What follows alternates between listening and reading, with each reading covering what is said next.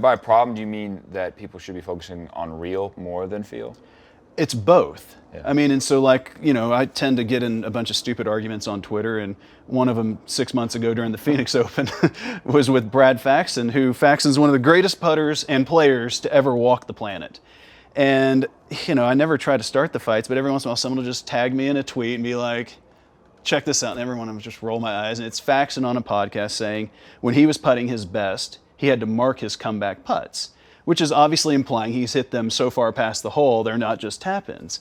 And when I hear something like that, I'm like, there's just no chance that's not true. Because of, we'll talk, I'm sure, about distribution of shot patterns, but in putting, you've got a distribution of speed control. And if you're centering your shot pattern so far past the hole, you're just going to have way too many lip outs. So I nicely try to say, essentially, like, that's not what you're actually doing, though. We went and took the best strokes gained putting years for Faxon. They were all top 5 on the PGA Tour since the strokes gained statistics were released in like 2004. Mm-hmm. Indicative of very good putting. And it's basically spot on. 15 to 20 feet, he's leaving 20% of his putts short. 20 to 30 feet, he's leaving 35% short. And outside 30 feet, so it just wasn't. It was just not true. It's just not true. And so, like... Do you think he felt like he was? He 100% believed what he's saying. And this is where it's feel versus real. Like, so if I'm a college golfer hearing Brad Faxon, one of the greatest players to ever walk the planet, say, I jam my putts in, I'm going to go out and putt aggressive. Like, there's just no two ways about it. And so he got mad at me. He's like, you think you're going to tell me what I did when I was playing my best? And like, apparently, like, I'm not happy about that, but that's just not what you did. But you see it all the time. Mickelson, I've got a great video in my app where Mickelson was talking about at Silverado a couple years ago. I'm making my short putts this week, which allows me to be really aggressive on my 20-footers. Well, again, exact same thing. I hear that there's no chance that's true if he's actually making them. Go actually into ShotLink and look at not just the data, but look at the images of where the putts went and just quickly tally 72 holes. And from 20 to 40 feet, I'm pretty sure it's 20 to 40 feet, he left half of his putt short. And here's Mickelson saying, from 20 feet, I'm putting aggressively.